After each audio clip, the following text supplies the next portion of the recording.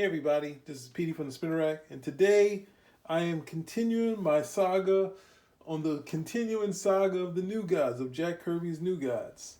And since the last time I talked about the longest running continuing series of the New Gods, I thought I would bring up one of the more successful runs of the New Gods. Now, it's actually not a run, it's actually Cosmic Odyssey. This was done by Jim Starlin and Mike Mignola. This thing is a series, a mini series that has been talked about, been in print for a very long time, and ultimately Jim Starlin said he did it. He was supposed to put sort of the start thing of really sort of make sense of the DC's cosmic sort of entities and space stuff and the sci-fi stuff. And then for some reason, DC wasn't too happy about it. And he was going to do the New God series after this, but they kind of pushed him off the series after that. So, but at the same time, this series is something that everyone remembers. Now, I don't know the reasons why DC had issue with it, but they did have issue with Jim Starlin because someone had to take the blame for killing Robin, and since he wrote it, even though it was us fans who called in and wrote in and killed Robin, he was the writer, so they took out the easy way. They went the easy way and got rid of Jim Starlin. But this was done, and ultimately, it's still remembered to this day.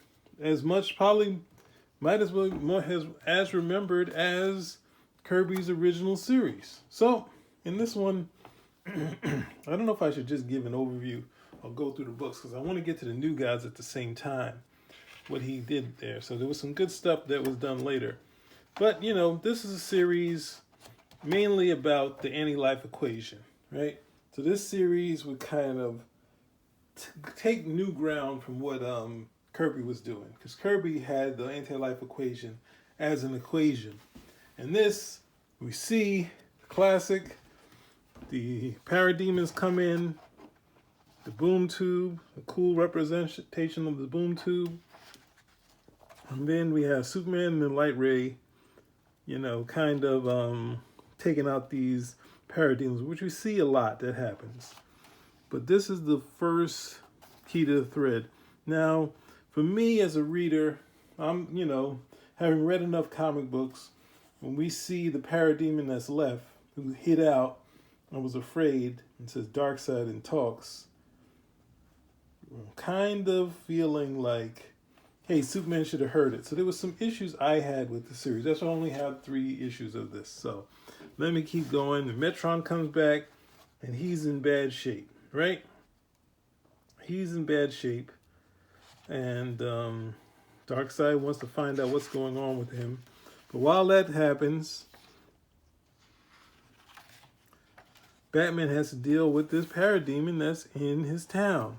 So as you go through, there was a shot that kind of sold us. Mike Mignola kind of does the Batman Year One kind of look for Batman, but this is the shot that kind of sold the whole book.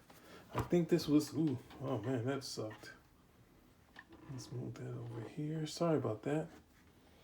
This shot kind of sold the whole book, right? Like, it's a really cool shot.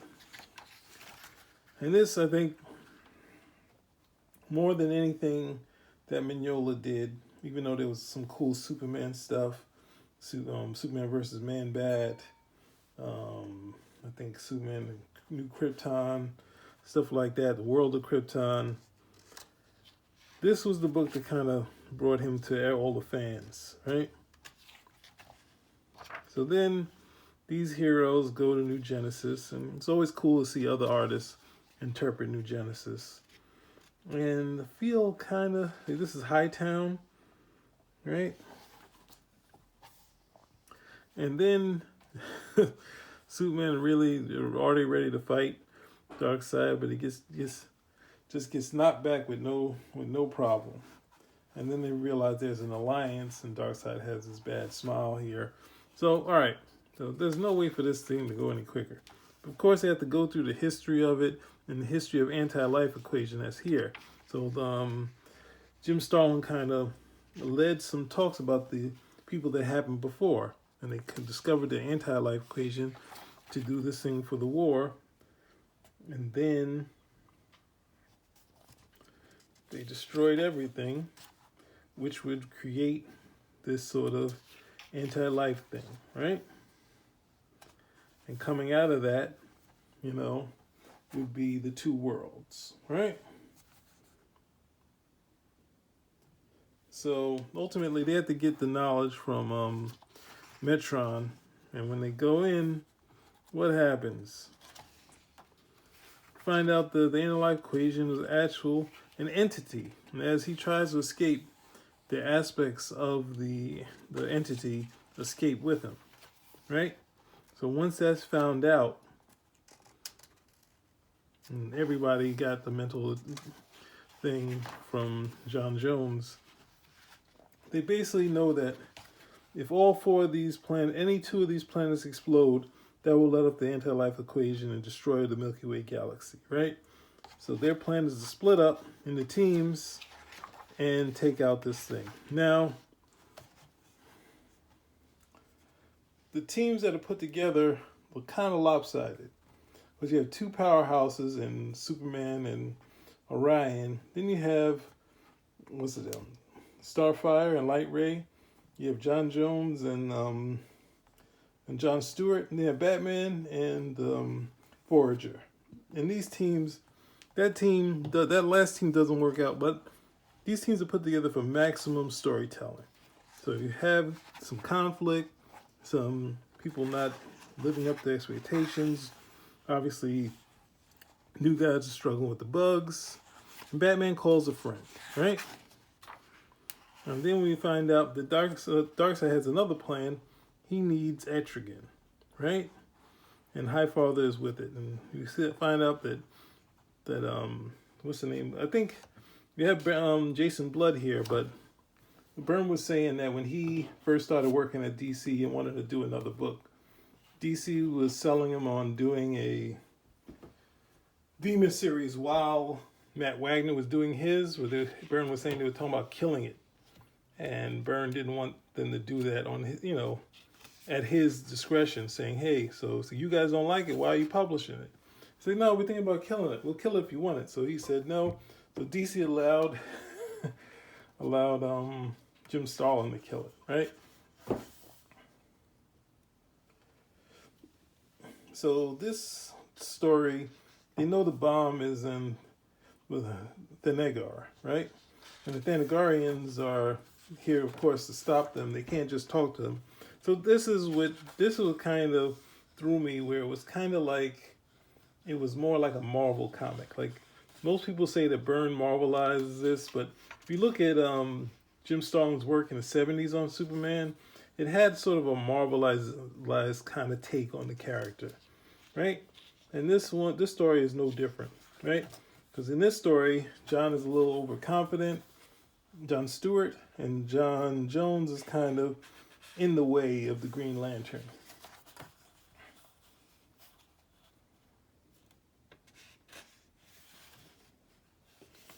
And then the people going crazy. Well, I guess that's the thing that's going on. People going crazy in these towns, and they have to save everything. And of course, we get Adam Strange here. All of those characters are coming into play into this story, and why they're going into madness. So this is dealing with why they're running in and have to fight. But that's it's for maximum storytelling. So I have to correct what I said on that, right? And they don't want to be bonded together, but of course, Jason Blood figures it out, right? So then we got these really cool. This is one of the few stories, because I think get to see Mike Mignola kind of do these big Kirby sort of action scenes where it's not the same, but at the same time it's kind of cool, because he really was, for stuff like Gotham Like Gaslight, he would really stick to the storytelling and not go crazy with the big sort of panels, which I think kind of works. And you can see here, he really got to play around with this. And then we first get to see one of the bombs in the anti-life equation, and we get to see that something that's taking them out. So they don't know where the aspect is. So as they go through this point here is the same thing that happens when Superman was with John Jones in DC Presents, where Superman leaves John Jones on a planet, and then Superman tries to save it, but he actually could have used John's help. And the same like this. It was a little too similar for me, but I know a lot of people hadn't read it. But this is really a big part of John Stewart's history now, where this thing is yellow. He brought John with him. He could have probably stopped it, but it didn't work out. This probably looks like one of the editors, or I'm not sure who it is. But the planet explodes. He's the cause of all these deaths, the Green Lantern. And John says at this point, because of all this destruction, we'll never forgive him, right? And then this is where we get the Kirby shot, right? They get together, and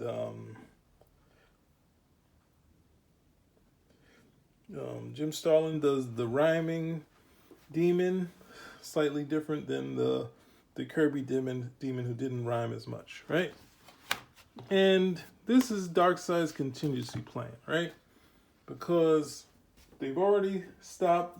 One of them has exploded. The other one, I don't think is stopped yet, right? So they still have 2 bombs that are there, and we still have to deal with the one in Gotham, right? And we find out the aspect is actually like a single cells type of organism, some sort of gloop that's sneaking around and taking these guys out. So, right, then the Guardians had them at base, so Superman says, I'll take it, I'll sneak in, you just cause a diversion, right? So he goes in and causes a diversion over here. So as you go along, now you see Starfire is out, right? Same things happen to Light Ray.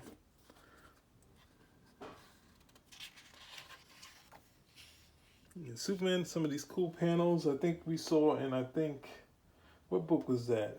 That Byrne, actually, Frank Miller kind of doing the S with a totally dark Superman, and then I think Byrne did it in, I think it's Superman 14 or 15 with Green Lantern.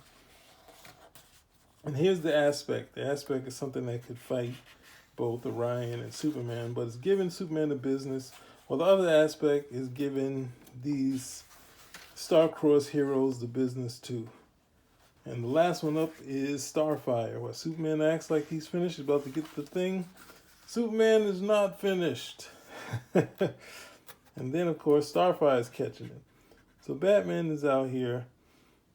They're in Arizona, right? And they've been following this creature out to there. And then Superman starts finally putting the beats on them. And then he uses the aspect catcher and catches it. Superman is happy with himself. Look what he did. He stopped to destroy the bomb with his heat vision. And then we go. They're on the plan.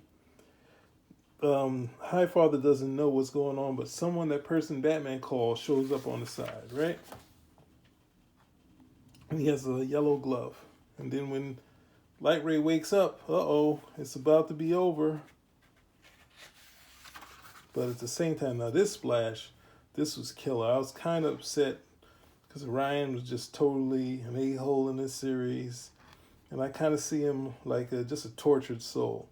But then they just got him where he just like mows over everything. But this is post-Wolverine, so they could let Orion be really bad and nasty. And Superman asks why. And it's kind of a senseless violence and whatnot.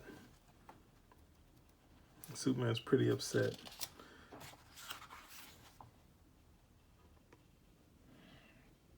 Right, so then Corey's about to go down. Light Ray's about to help. He says, no, what? Burns the aspect.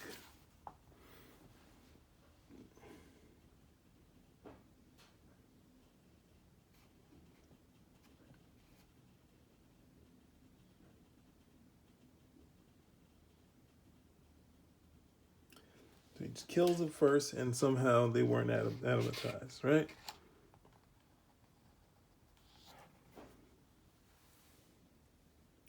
But the aspect is still alive. They go after it. And this is ridiculous. It's going faster than the speed of light. And he don't look like he's going fast at all. But, you know, they lose that aspect. Of course, you lead into more story. The demon isn't kind of with it, but they figure they're going to work this thing out. And Batman and Forager handle their thing. And then, of course, one planet destroyed, 2 planets saved, but 1 aspect free. Darkseid has his own plans. And he's always had the plan of getting the analyte equation. Now he's going after it with the demon's help, right?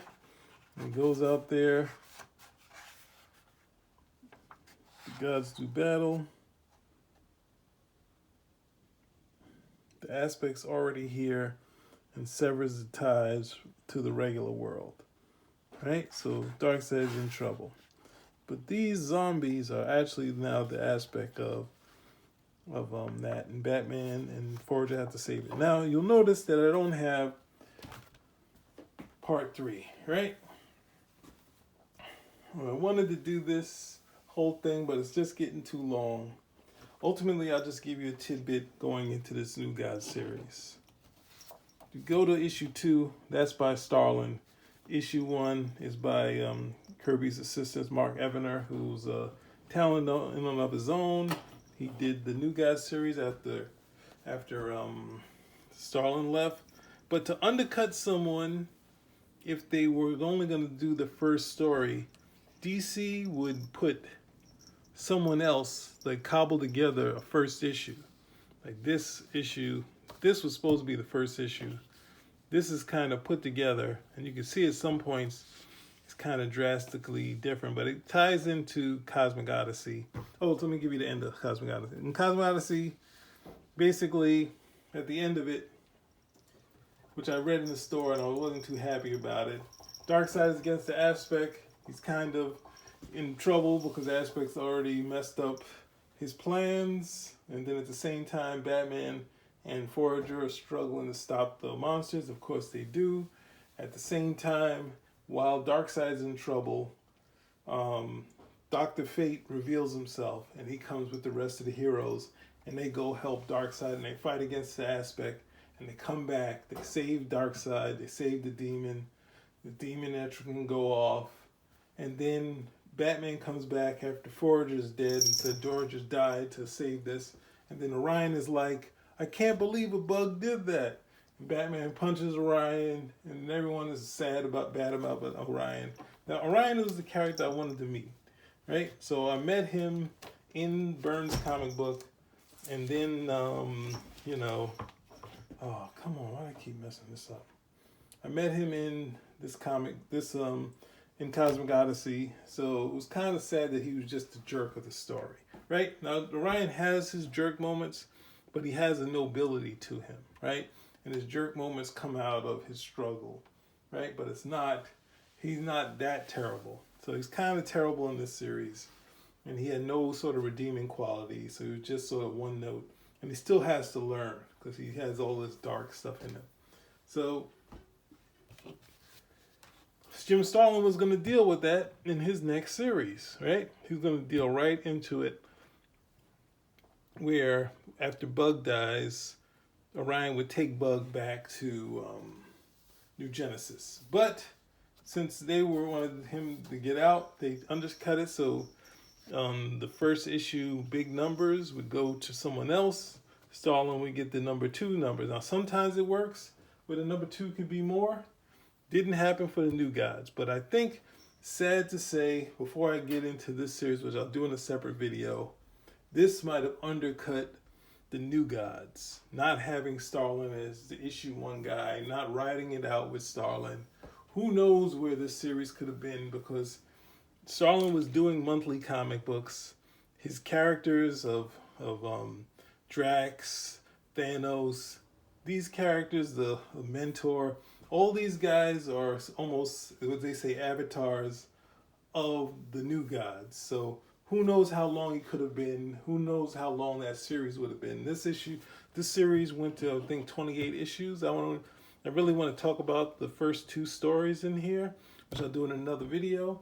But sadly, they switched the writer on it, had him do issue 1, had the next 3 issues done by Starlin, have this writer finish out Starlin's story and move on to something else. So who knows, this series could have been the one that stamped the New Gods with Starlin's numbers on Batman. It was doing pretty well there. Ultimately, even though this might not have gone the way I wanted it to go, with the success of Cosmic Odyssey, I think they should have followed through. And of course, Paris Cullins is one of my favorite artists. So having Starlin, I mean, Evan did definitely a good job. But if he had the momentum of a Cosmic Odyssey or something like that, you follow through with it. So it's kind of one of those things that DC during this period, they would kind of do stuff. And there'll be more videos kind of hinting to you that you can at one point be doing, okay at DC, and then you can go do what's that thing, Infinity Gauntlet, and sell even more. Or you could be doing decent Batman stuff, and next thing you know, you're doing X-Men for what's it, Bob Harris. So it's Chris Claremont. So I'm gonna leave it here. I'm not going into the other video. It's gonna take too long. These other cool stories, I'm trying to get to some more of the continuing stories of the New Gods. We have this story, which leads into the bug, finding out about the bugs that's on New Genesis. Then we have this Bloodline series that this is the major story by Ebener and Cullins. So I would like to come back to that. And of course, you already saw the other 2 volumes of the Kirby saga that I have. So I didn't want this one to go because the Cosmic Odyssey is one of the biggest New God stories out there. So I only had 3 issues. I got upset with the 4th one. I'm sorry, y'all. I don't have the 4th one. I was kind of iffy because they had so much bickering and so much. And the New Gods were... Kirby at times would do the New Gods. They were like the new demigods, like the Greek gods. And sometimes he would do them like these great gods, like these gods up on high, right? That sort of thing. So so Kirby had a mixture of both, and you can see that in the Byrne and then the Simonson sort of thing, because they kind of put the New Gods a little bit higher. They could fall from grace, but they were still had this grandeur to them. And a lot of times the New Gods, people kind of deal with them as demigods. So it's who knows? That's a part of some of the stories, I think, like New Gods 5, where Orion fights Slig. That's kind of the first issue where you see you see the darkness in Orion. And this sort of series kind of deal with the dark aspects of the New Gods, where they're the good side, but showing their almost a third dimension, showing those sort of things. So what can I say? Write in and talk about this. I know there's a lot of fans, and I know it was the most successful of the New Gods post-Kirby series. Not this series here, but Cosmic Odyssey. So we'll get to these later. Spinner Rack out.